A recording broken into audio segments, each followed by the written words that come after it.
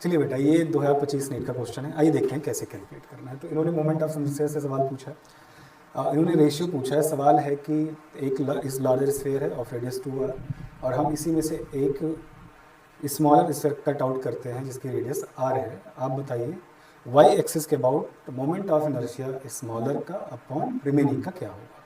आइए कर लेते हैं, कोई बहुत टफ सवाल तो ये है नहीं, ऐसे सवाल तो क्लास में कराए जाते हैं। तो ये लार्जर स्फीयर रहा और इसकी रेडियस 2r है, और ये हमारा स्मॉलर स्फीयर रहा। ठीक, ये हमारा स्मॉलर स्फीयर है। ये कितना है बेटा, तो ये है r। चलिए, ये हमारा हो गया r। तो अब मास नहीं दिया है तो सबसे पहले हम मान लेते हैं कि बड़े वाले का मास कैपिटल M है, कंप्लीट टोटल, और छोटे वाले का जिस पोर्शन को रिमूव किया गया है उसका m डैश। तो सबसे पहले हम m डैश और m का रिलेशन ले लेते हैं। कैसे, आपको पता है मास बराबर होता है वॉल्यूम इनटू डेंसिटी। तो अगर मैं रेशियो लेना चाहूँ m डैश अपॉन m, तो आप लिखेंगे v डैश अपॉन v। रो मत लाइए, क्यों, क्योंकि रो तो दोनों के लिए क्या रहेगा, सेम रहेगा। तो अब यहाँ से हम m डैश निकाल लेते हैं in the terms of m। तो m dash upon m, v dash कितना है बेटा जी, तो आप बोलोगे 4/3, क्योंकि स्फीयर है, रेडियस इसकी r है, और ये 4/3 पाई बड़े वाले की रेडियस 2r का क्यूब। तो आप सॉल्व कर लेना, तो m डैश की वैल्यू कितनी आ जाएगी, m/8 आ जाएगी। तो हमें मिल गया m dash is equal to m/8। पहला काम कर लिया अपन ने।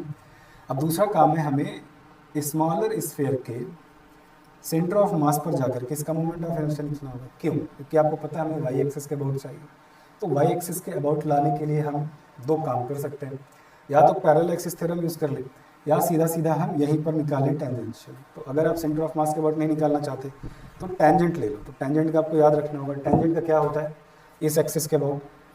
तो आप देखोगे जब टेंजेंट के अबाउट देखोगे किसी भी स्फीयर का, तो वो जो आंसर आता है मोमेंट ऑफ इनर्शिया टेंजेंट के अबाउट, वो आता है 7/5 m/r²। डायरेक्टली लिख लेता हूँ, तो आई स्मॉलर अबाउट वाई एक्सिस, तो वाई एक्सिस एक टेंजेंट हो गया। तो टेंजेंट के अबाउट मैं डायरेक्टली ले रहा हूँ, मुझे सेंटर ऑफ मास के अबाउट नहीं निकालना पड़ेगा। 7/5 m डैश है ये, तो मास है उसका m/8 इंटू रेडियस है r²। कितना आ गया, 7m/r² बाई कितना आ गया बेटा जी, 40। ये आई स्मॉलर है अबाउट वाई एक्सिस। अब हमें निकालना है आई रिमेनिंग। आई रिमेनिंग जो निकालते हैं हम, आपको पता है वो निकालते हैं आई कंप्लीट माइनस आई रिमूव, उसी एक्सिस के अबाउट। तो आई कंप्लीट ले लेते हैं, वो है 2/5, क्योंकि सेंटर ऑफ मास है पूरे स्फीयर के लिए, जो वाई एक्सिस है तो उसके सेंटर ऑफ मास पर है।